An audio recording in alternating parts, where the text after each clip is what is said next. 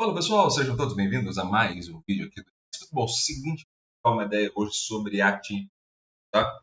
Tende a ser um vídeo um pouco mais rápido, tá? Do que os vídeos de análise mais completos, mas eu quero passar para vocês como está a competição e principalmente como que é difícil fazer o processo de análise de desempenho de uma competição como essa, tá? Em primeiro lugar, a Champions League, a Copa do Mundo, masculino, feminino, tem sempre a mesma característica de ponto de partida. Primeira fase é marcada, na maioria das vezes, por uma divisão muito clara de mais fortes ou de mais fortes e equipes mais fracas. Quando você vai para a fase eliminatória, essa diferença entre um grupo e outro diminui.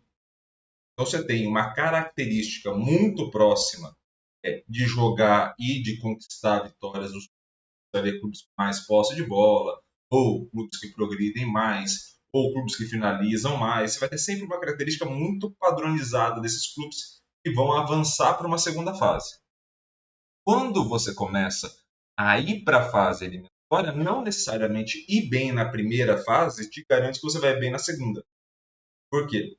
Porque aí você começa a ter uma outra característica, que é justamente você ter a característica de ser mais eficiente, então conseguir marcar mais gols do que necessariamente ficar muito em posse da bola, ou conseguir evitar que o adversário marque, né? Se você for lembrar a última temporada do City com o Red Bull Leipzig, por exemplo, a gente teve aquele famoso 7-0 lá em Manchester, mas teve um 0-0, 0-0, 1-1 na Alemanha, que era o Manchester City trocando passe para não sofrer gol, mais do que necessariamente para marcar. Então, esse tipo de ajuste que a gente vai ver na fase eliminatória que a gente não consegue ver agora. Não adianta tentar ver, não vai conseguir.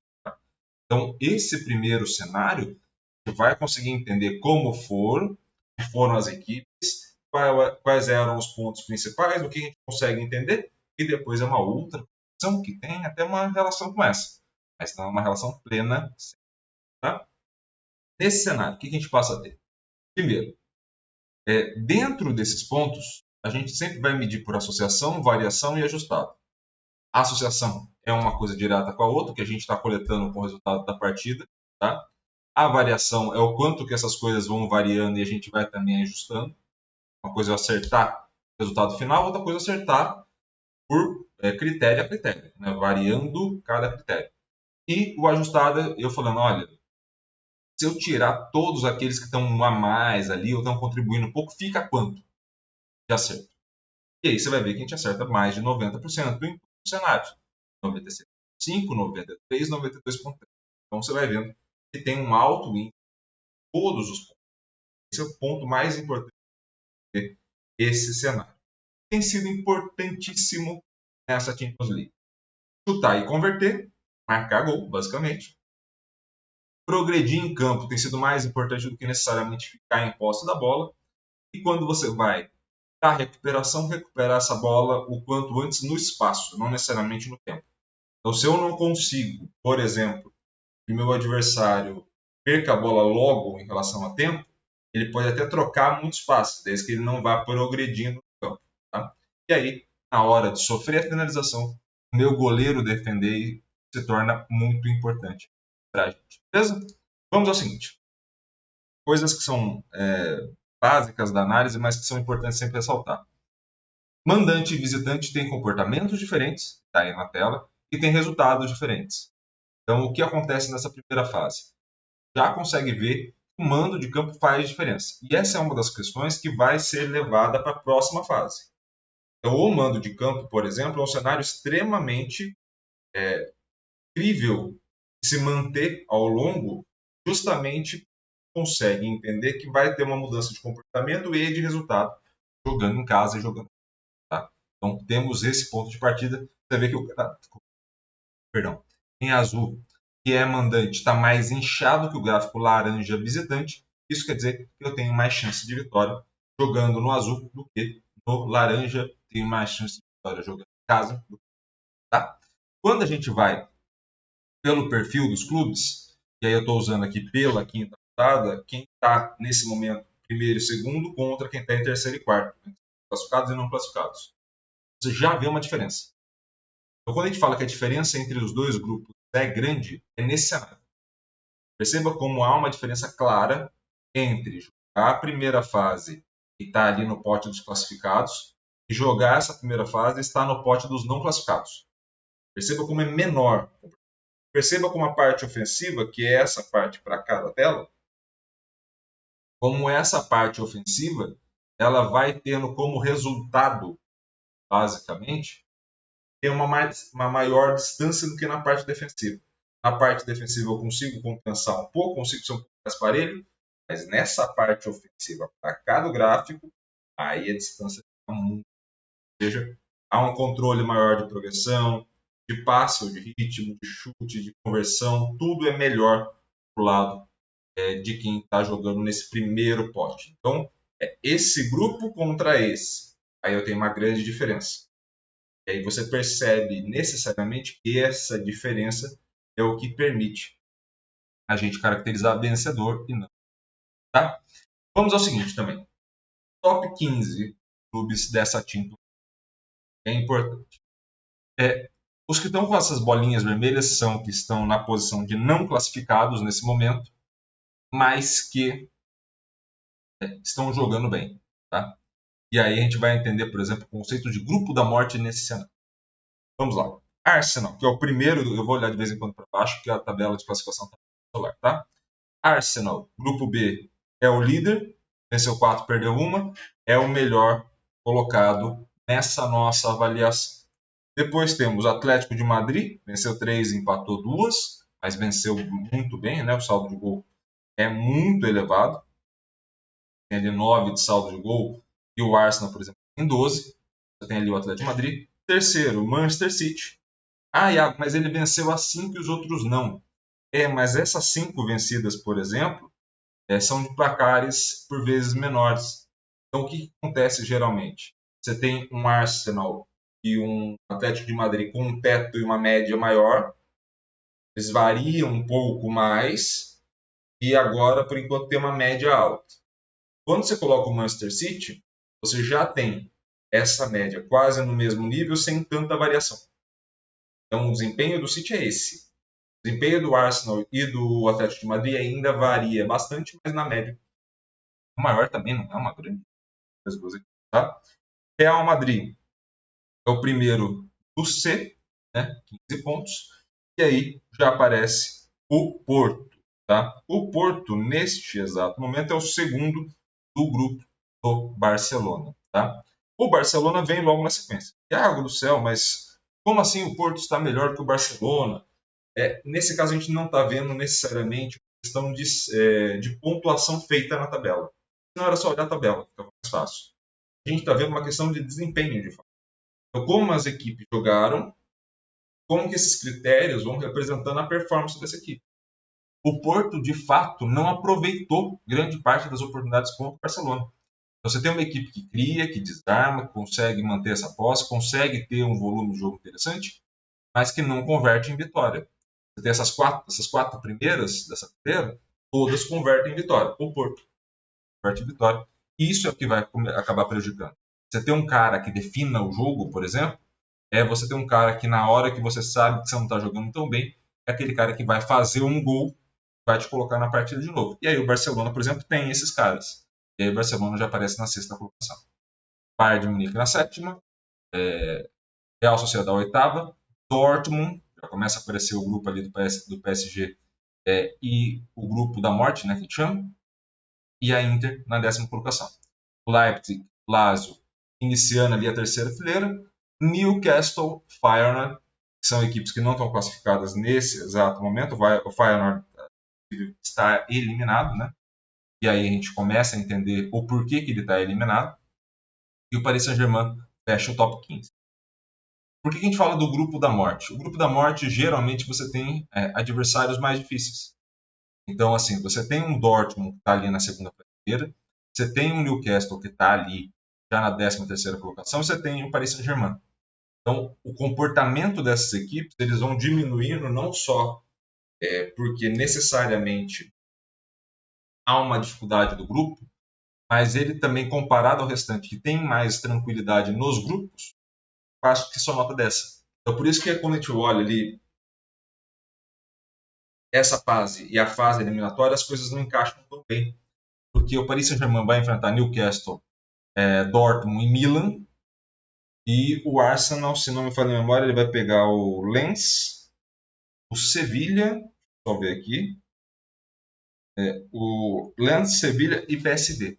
Então, assim, você tem duas equipes que não estão aí e as duas não, né? Você tem as três equipes que não estão aí. Nem o PSV está aí, nem o Lens, nem o Sevilha. Então, assim, o Arsenal tem três equipes que, em tese, foram bem mais fracas do que o Newcastle vai ter de desafio, o Dortmund vai ter desafio, o Paris Saint-Germain vai ter desafio. Então, o sarrafo, por mais que esteja alto, não foi testado, de fato, contra grandes equipes. Vai ser testado na próxima fase. O do Paris Saint-Germain, caso firme a classificação, já está sendo testado. O Newcastle já está sendo testado. O Dortmund já está sendo testado.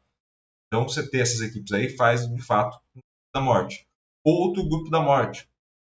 Aí é uma questão também de nível, né, entre eles. Você tem ali Atlético de Madrid, Lazio e Feyenoord. Então, você tem três equipes nesse mesmo balaio, né? A Lazio e o Atlético de Madrid já classificados. Tem essas três equipes e o Feyenoord jogando bem não consegue classificar, justamente porque entra dentro de um conjunto de dificuldades que é maior do que boa parte das equipes vão ficar. Esses pontos que você vai entendendo dentro da classificação quem fica com quem consegue avançar ou não avançar, a depender do cenário que você está. Então, não é a mesma competição para todo mundo de partida. Não sendo a mesma competição, por mais que a gente coloque aí, todo mundo igualitário nesse momento, a gente tem que avaliar o nível de dificuldade. O Arsenal não tem ninguém aí mais na tabela dos 15. O Atlético de Madrid tem 2. O City tem 1. Quando a gente vai olhar o Real Madrid jogou no grupo do Napoli. Também não está por aí. Você começa a entender que Porto e Barcelona já são adversários mais difíceis que vão entre si. Você vai entendendo mais como funcionam os grupos e a dinâmica de força. Tá? Para fechar, duas coisas aqui que eu acho importante. Vamos fazer uma seleção da Champions, separando as equipes que estão nesse momento desclassificadas ou que não se classificariam e o top 11, os 11 melhores jogadores das equipes classificadas ou que se classificariam nesse momento. Tá? Então, das que não estão bem, tá? Das 16 equipes que não passariam para a segunda fase. Goleiro do Salzburg, Schogler, Maguire e Rakitic, vou errar todos, tá?